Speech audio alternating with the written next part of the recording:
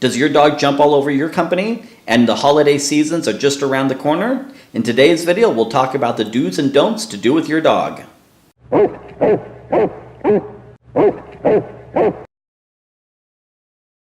Hey guys, it's Jason from Prodogz Dog Training. Hey, today we're going to talk about what to do with your dog during the holiday season or any time that you know you have company coming over and you're working on the dog not jumping up on people.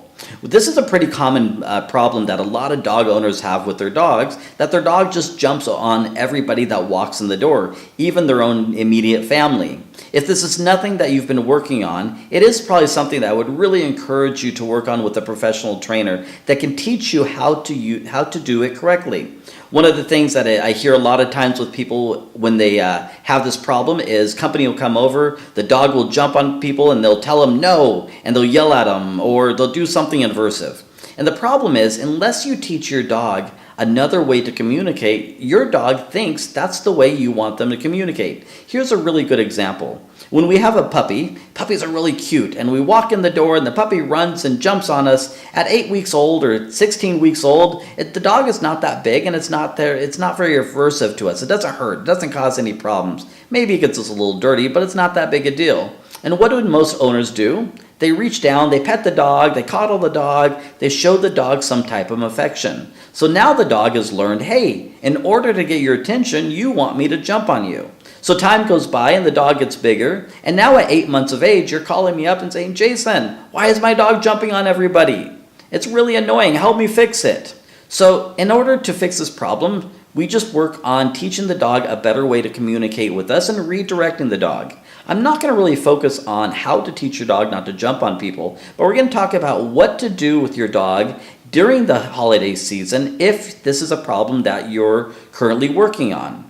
So if you're in the process of working on this, you have a couple different options when you have company come over. One, you can remove the dog from the situation. In other words, you can put the dog in a crate or put the dog outside or put the dog somewhere where the dog can't get access to the people, or you can work on it. I usually encourage people not to work on it with just strangers or anybody that comes over to the house. A lot of times when people come to the house, we are focused on being good guests. We want to offer them coffee, offer them to sit down. We're really focused on our guests. We're not really focused on training the dog.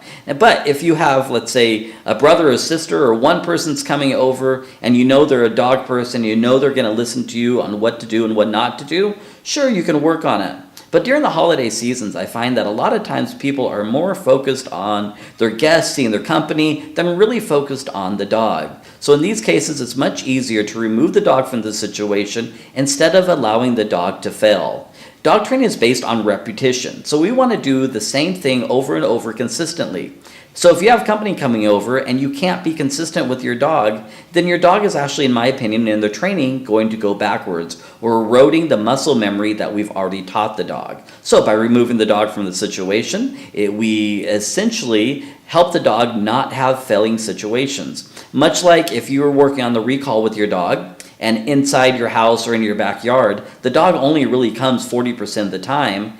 If you take your dog to a busy park and there's lots going on, most likely the chance of your dog coming to you is 0 to none. However, if your dog is really consistent and coming to you in the backyard or in your house, sure, maybe at that time it's time to venture out of your neutral environment and go to another environment where there's a little bit more going on, and you can work on it there.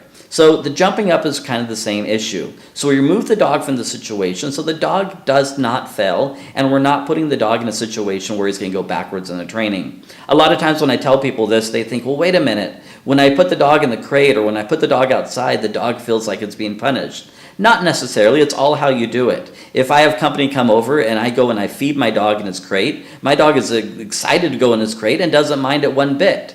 If I have company come over and I want to put my dog outside, I will give my dog something to occupy him for a longer period of time. So I usually like Kongs, and I put peanut butter inside of them and I freeze them. Or a lot of times I'd give my dog a bone. I'd just give my dog a bone outside. My dog would spend the time outside with the bone. And pretty soon the dog is not associating going outside or going in the crate with necessarily people coming over. In fact, it's actually doing the opposite. Now when people come over, the dog gets exuberant. The dog says, hey, wait a minute. I'm going to get a reward, and so therefore I don't mind when people come over. And a lot of times you'll see that the dog will want to go to the crate or the dog will want to go outside.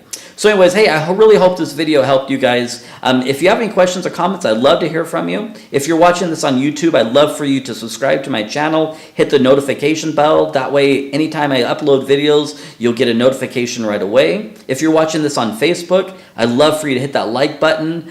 Show me your support. If you have any questions or comments, you can go to my website, which is engageyourdog.com, or just simply send me a message here, either on YouTube or Facebook. Thanks so much for tuning in, and happy training.